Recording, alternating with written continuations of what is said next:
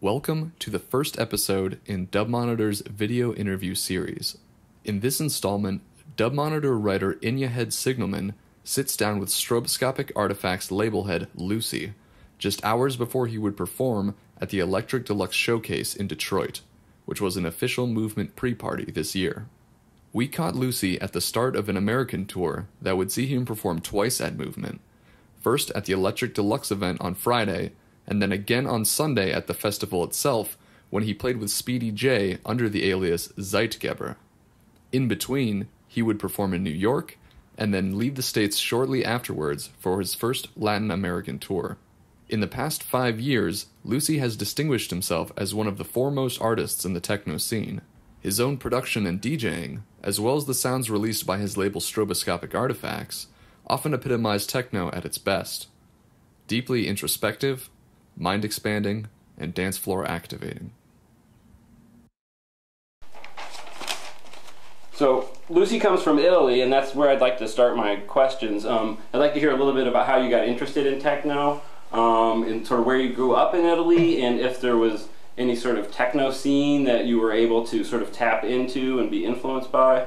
And I'd kind of like to expand that question out into thinking about the Italian scene in general, because one of the things I've been interested in recent years is it just seems to me there's a large number of really excellent techno DJs coming from Italy, and they tend to relocate to Berlin. So I'm wondering if is there a techno community, or are there localized techno communities in Italy that these people are coming out of, or and how does that connect to your formation? Let's say I grew up in Sicily, which is techno-wise a very remote part of Italy, so that's why that feeling of being we say in Italian, a fish out of the water, always followed me until today.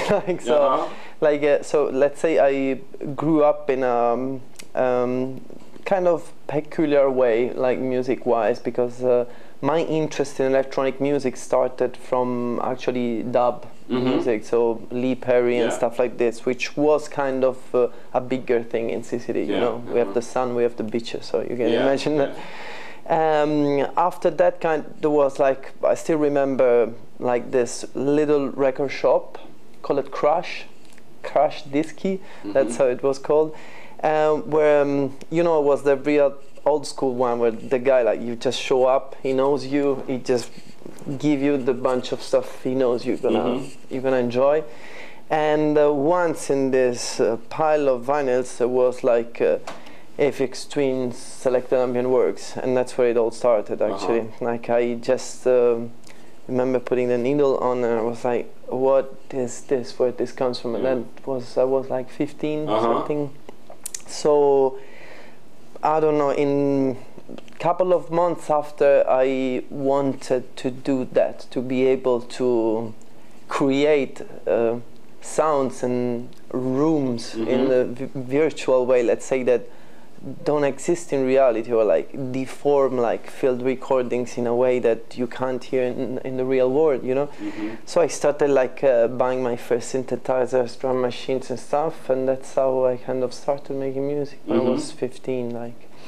Then regarding the Italian scene, there is, Italian has a strong tradition of techno that kind of kept it very low profile and underground for a long time. That's why also, let's say, the story where all the people I think you're referring to when you talk about the new techno Italian scene, where these people come from, outside Italy, is not very well known, this story. And most of it's based mainly in Rome, around Elettronica Romana, and all these people, so where also Donato Dozzi and all these fellows come from, And another kind of parallel scene, that was the illegal raves in the woods. That it's where I kind of got in touch when I was studying in Tuscany. This was kind of a typical thing of those kind of areas, for students and stuff, and that's where I got into the live thing, to see people that were really performing the craziest and weirdest stuff. And I'm not just talking about techno, but more EDM in the sense, in the old sense, And is that around Florence that you were yeah, going to Siena in particular, like, but we were going like raving in Bologna, Florence, and all the, mainly was like really woods out of the city and stuff like this, like, and it was beautiful, really, like, because that was my first like real dance experience in a bigger sense, which took immediately the shape for me of a very important social ritual, as an illegal rave was. This was like for us the answer to something which we were not happy about. That's why it was very often kind of heavily politically identified and things like this, you know, like that's where I got in touch even with some really beautiful minds of, even if they were not making music, but I'm still in touch with the people that are a lot into the anarchoid kind of flow of thinking, you know, like, which still has a huge influence in what I do music-wise, you know, like that's, and that's how slowly it started. Like, let's say in this contemporary Italian scene, I'm kind of part of it because I'm Italian. At the same time, I've never been part of it because I started getting in touch with these people like Donato, Giorgio G, that now are very good friends and stuff, and people I really respect a lot. But this came much time after, you know, like when I was actually already living in Berlin almost. So that's what I mean with that fish out of the water feeling, like, you know.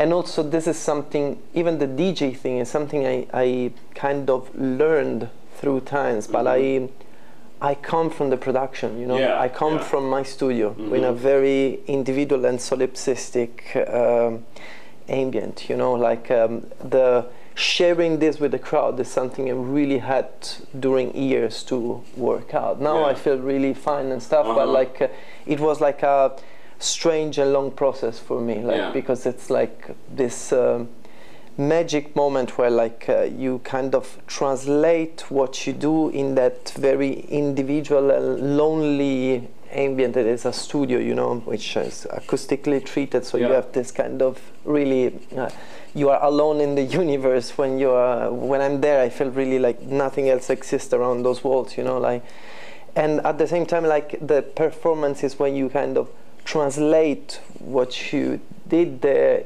for a crowd in completely another mindset, where it's like the social ritual of people dancing to your sound. That means like to how you move the energies of a crowd in one up, down, left and right, you know what I mean? Like it's often I refer to the role of the DJs as a kind of contemporary shaman, like, because that's what it is. It is still like dancing has always been since ever like something very ritual and very important. Like I would not say religious-wise because I'm not religious, but like spirituality has been like incredibly important. I don't think this has changed. You know, there was a Kraftwerk back in the 70s were saying like electronic music is like our Western ethnic music, you know. That's something I strongly believe in still. Like when I DJ, I feel I have a responsibility. I have a role. Like these people are giving me the weight of their energies, you know. So it's something you need to be able to take care of. Let's say.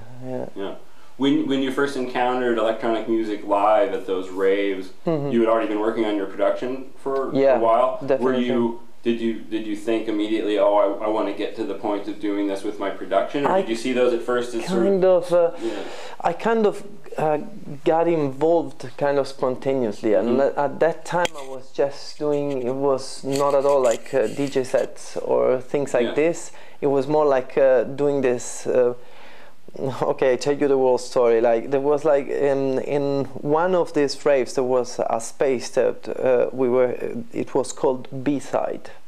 This B-side that was taking the name from an illegal pirate radio that was going around the center and north of Italy, where these guys who were in the race organizing these areas called B-sides, where like the music was completely strange and weird, you know, and was only like meshing based live acts and stuff like this of anonymous people. You were not like your name was nowhere and nobody names was like, it was just this incredible collective jam session of things with some people dancing, some people listening, some people dreaming out in a corner, you know, like I don't know, it was very special. That's how I got into like that feeling of like, okay, this is something I need to share actually. Like making art is like communicating something, like, so it's not you never let's say write just for yourself, even if you think so, like it's always kind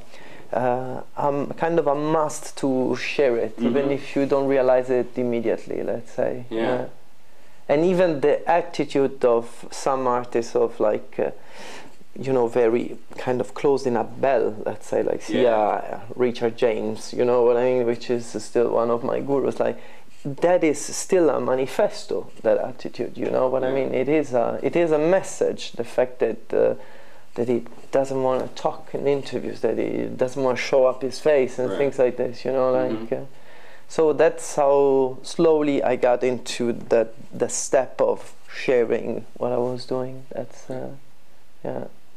but still I have to say, like, it's still a strange feeling, like release-wise. I don't know, thinking about the album that just came out. You know, like Churches, Quotes and Guns.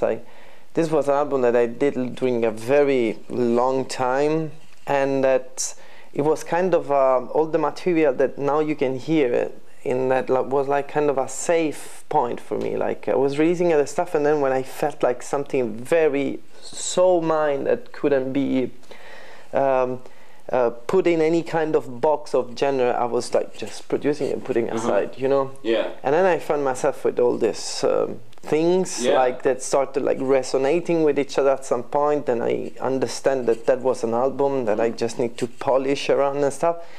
When you finally put it out and release it, the feeling is so strange. It's like, you know, when you are like 14 and you write your little personal diary that nobody has to read, and at some point you just on the first page of all newspaper the day after, you know, you feel like naked in 1 second, you know. So it's still a strange feeling, but I kind of start appreciating the magic of it and all the dynamics that this generates, you know, like one of the things I wanted to ask about the new album was where the title of the album comes from. Living in America comes from America. I saw that. This is a direct intervention in American cultural politics. Yeah, definitely. Like in the sense, like let's say, like the message is not just about America. Let's say, in my opinion, like America is like extreme expression of what's happening in the world, Western civilization. Also because kind of America.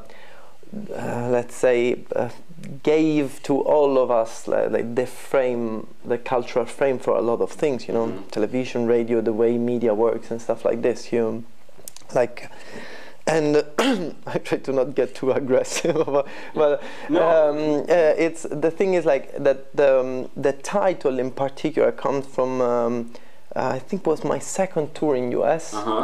When I was like landing in Texas, where was my first gig, and like which I know, like it's a particularly extreme region for certain dynamics in US, like, and the first I remember I haven't slept on the plane and stuff, and I was in that like kind of you know, like this feeling with the driver and stuff. Like, we come out from the airport, and the first three things I see in a row, like a church, a school, and a gun shop. And then again, church, school, gun shop. Gun shop. And then like I wrote it down in my notes, as I usually do, like to kind of take inspiration from things I see and stuff. And this stayed in my notes for like years, literally. Then when I was about to build the structure and the architecture of the album, I was like going through all my notes and stuff. I was like, this is just, that's it. These are like the kind of topics I'm thinking about so much at the moment, you know, and are like three expressions of like, I wanted to kind of put together with the school, so education, religion, which are usually associated to positive, to a positivity, you know, to a plus. Let's say with something like guns, that immediately brings to your mind like violence, blood, suppression and repression and things like this. So to kind of the message was kind of to show how these things are very related, that one can't exist without the others, you know. That it's like, I find the kind of the core message is like, I find very inappropriate when I see, like, let's say Western people being so like, oh, I don't want to see that image, you know, because that violence begin from your lifestyle, from your everyday way of living, from your way of using energies and drawing like the planet out, or like the everything around us. It's part of it, you know. It's like you can't like separate things like yeah, I have this lifestyle but I'm against the war and things like this. Like it's things are so interconnected, you know. Like that was a bit why these three words together for me were pretty powerful, you know. Like it's like even like, if you remember, there was an EP of mine called The Banality of Evil. Let's say it's in line with those topics, because Banality of Evil was the title of an amazing book by Hannah Arendt. She was talking mainly about like the Nuremberg process, you know, and about Eichmann in particular, which was this one of the Nazi leader. And she was like, when I was at the process, the most terrifying thing is that this guy was not that devil. Right.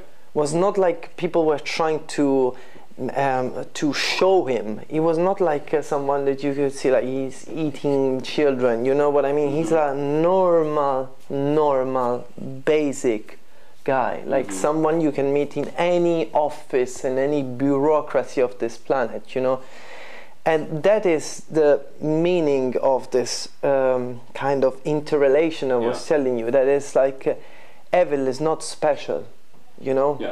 Each one of us, in the right kind of circumstances and social rules, could shoot, you know, shot. How you say, you know, like that's that was the thing. Like it's just about like a little push to think about some topics like this, and like it's like giving a frame to after it's music. Like with sounds, it's sound is like such a complex language, and it's not precise like and focused like human language, you know. So like you kind of, I always kind of need to give a frame that's like a box where I can put this sound, and this box is usually like titles. Because it's something the listener get to know even before listening to the music, you know. So like it's so important. It's like the way probably things like sound is gonna be interpreted through cognitive processes. You know what I mean? So that's why I care so much about like the right title. Let's say. So one of the things that's interesting about you, what you've been saying, is you kind of described your process as sort of experimentation with sounds, and you've been making these things and putting them off to the side, and then you come back to them later, and then you're also talking about having sort of a concept, a philosophical concept that you're trying to express in the music. So do you see the process as kind of a negotiation between those two, or it's do you kind have like of the second. I need the second to make the first one work, because like.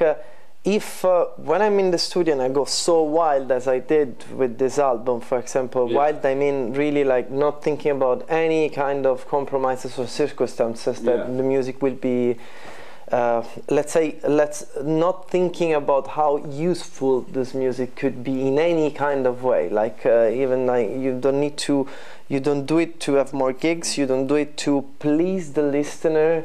Like I often even do tracks to kind of disturb the listener, you know what I mean? Like and let's say the second one, so the concept part, it's something for me very important to give a recognizable order to the things, even in my mind, you know. Like when I when I start like building up the last architecture of the album. So I start to polish the tracks and put the tracks order in a way or the other, and finalizing details and stuff. Like, it's very important for me as well to have this frame that after I present to the public, because otherwise even myself I get lost into it, you know what I mean? And then which is not something negative and absolute, you know. It's I also like things in music that are open and wild, you know, but it's just at this point I needed something which was like at least frame focused, you know, with a lot of chaos in the box. So do you kind of do a bunch of experimentation and then the concept, start to polish is what starts to give it shape? Start to kind of be a driving force, and then like thinking about those kind of topics and stuff, like I start to repolish the sound in that sense. But then the magic happens, which is like that when I do that, I realize how subconsciously in sound these topics were already working, because like when I finally find the order that, like as I was telling you, things start resonates, you know, between them, like it's because like if I chose this topic, it's because like it makes sense with the mood that I produced the album with, you know what I mean? Like, and if I was in that mood, it's because these topics are very present in my mind, you know. What I mean is like I'm not trying to how to say to use like concept to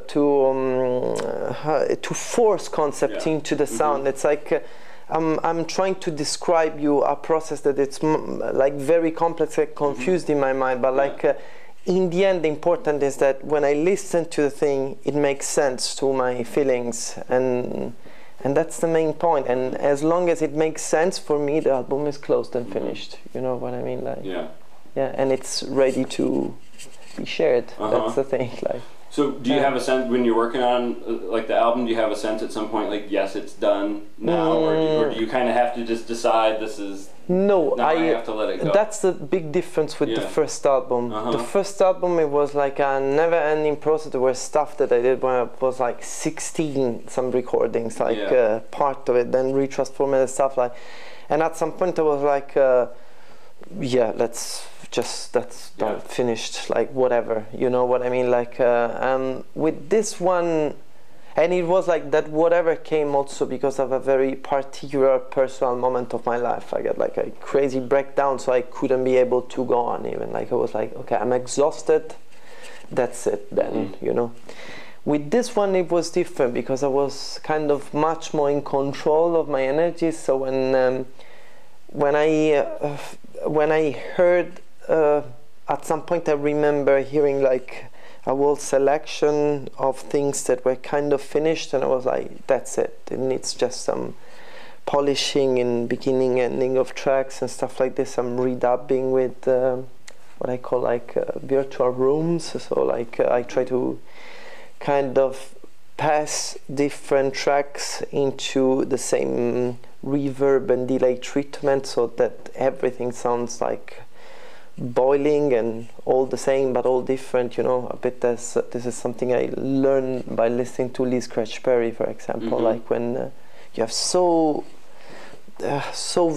a variety of things, but when you listen to something I can immediately tell like this is Lee Perry, like because of the dubbing, like, so the kind of this process of repassing the same sounds all over and over again until when you have this kind of living creature, you know what I mean? That there's yes, different shapes, but at the same time the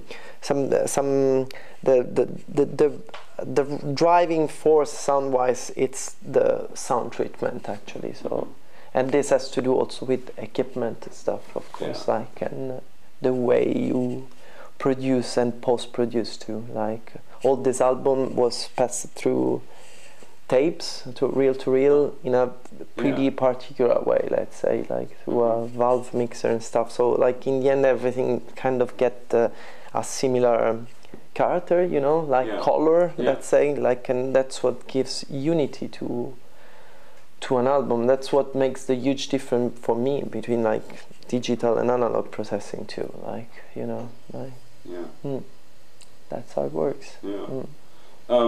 One of the things I was curious about also when I was doing some research for this interview was seeing that you had studied cognitive science, and some of the things that you said about sort of how people perceive sounds. Yeah, definitely. Like, is there anything from your studies that relates to the work that you do? Let's say like I think my work is so personal, and this in the way I feel it, like that everything makes sense of like the experiences I had in my life. Like cognitive science was very interesting, like, and I studied for many years, like, and I remember, like, I don't know, there are some people like that studied really like so deeply the processes in which like your brain interprets external stimuli. Like if you think about the fact that sound is just a pressure of the air on your ear, you know, and how it gets transformed and why your brain interprets some things as noise, some others as music, and how can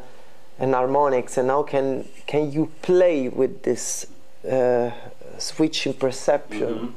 Like I'm hearing now the fridge activated, you know, like if you don't think about it, it's just a noise, but if I record this and I process it in a certain way, I can make it music, you know what I mean? And that's what I really like to do, to work with field recordings too, which are like hugely present. Like this field recording things comes to the cognitive aspect, because it's like I use a lot of synthesizers as well, but like field recordings are very important, because it's like you kind of in your vision, which is your music, which is something that doesn't exist in reality, it's something that is in your mind, you know, and then you make it real through sound processing. Like it's like taking field recordings into a track means like kind of stealing a piece of external reality, which is real, which everybody can recognize, you know, and putting it inside something which is totally yours. So it's like kind of a meeting between these two words, you know. It's like a way of kind of staying on the ground and not going like too much on the abstract side of electronic music, which is for me a danger, let's say. You know. Kind of. I don't know if what I'm saying makes sense, but great. like I for me it makes sense. Great. You guys have time for one more question? Yeah, sure. Okay. Well, one of the things I was curious about, since we're at the Electronic Festival here in Detroit, Detroit being the birthplace of techno, or one of the birthplaces of techno. One of the things I'm interested in is sort of from the vantage point of Berlin, which is kind of the pinnacle of the techno scene right now. What's the status of the Detroit techno tradition, both in terms of, so what sort of influence does the early Detroit techno music have on the work people are doing today? And then how is Detroit viewed as sort of a center of techno today, and the producers that are coming out of it and the DJs? Like what sort of status does it have? Well, I think like this goes into like the general Berlin scene and where it comes from, you know, like, and enjoying, like, I mean, how the Detroit music story passed through Europe. When it came to Berlin, it was like kind of a very unique place, because, for example, in places like Paris, like through Laurent Garnier and places like this, and people like this, like the thing was like immediately translated, you know, with no, like, it was just the Detroit techno passed into Paris and then, you know, spreading around. Like for Berlin, it was a bit different, because actually the way they kind of took just a piece of the old Detroit music, which was the more like rarefied and minimalistic one, and started developing from there, like kind of merging it with the influence of dub. And this was mainly Moritz von Oswald doing this at the beginning, like, and so like on one side you had kind of this Moritz von Oswald approach that then generated a lot of things, like until like some of the people from Ostgut today, you know, like on the other side you had more like a very Detroit kind of treasure sound, you know what I mean, like but how to say, like right now for me, like this kind of the tour, you know, that it has, like then reach nowadays in a situation in which you still have like kind of purist of it, you know, that kind of feel good in just trying to repeat sound-wise what happened here, like back in the days, you know, which for me it's fun to hear, fun to play, but not that interesting when I sit down in the studio. For me, what's more interesting about the Detroit old school culture was the attitude and the approach to the music industry.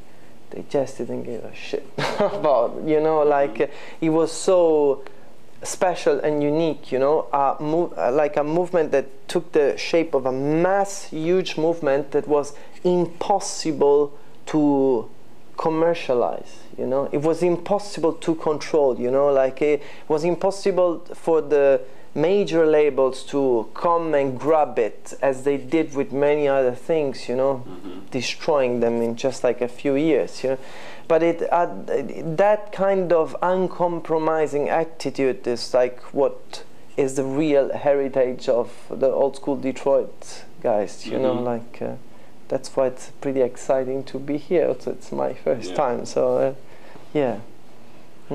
Is like Detroit techno like a thing in Berlin? Like, is that like a genre? Like people will go to like, oh, this person's a Detroit techno DJ. Let's say you don't really find a guy that is playing just Detroit techno, but of course it's like a genre, you know. Like in our perception, it's like you can feel what you can immediately say if something is like Detroit techno influenced. You know what I mean? Like.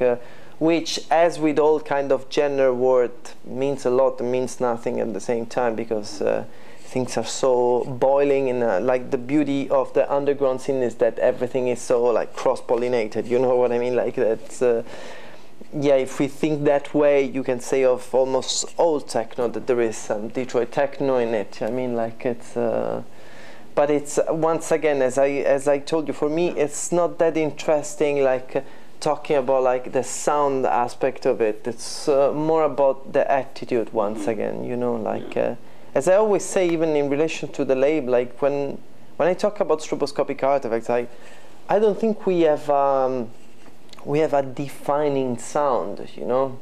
We probably have a defined aesthetic in a wider sense of the word, like a defined approach to the music, which makes people kind of recognize something from Stroboscopic Artefacts, but that is not that much about the sound actually. Like when I listened to our discography, we had such a range of stuff that if it was not unified by other things like artwork, mastering and post-production, approach in the way like we present things to the public, like it would be just a huge salad, you know what I mean, like a huge chaos.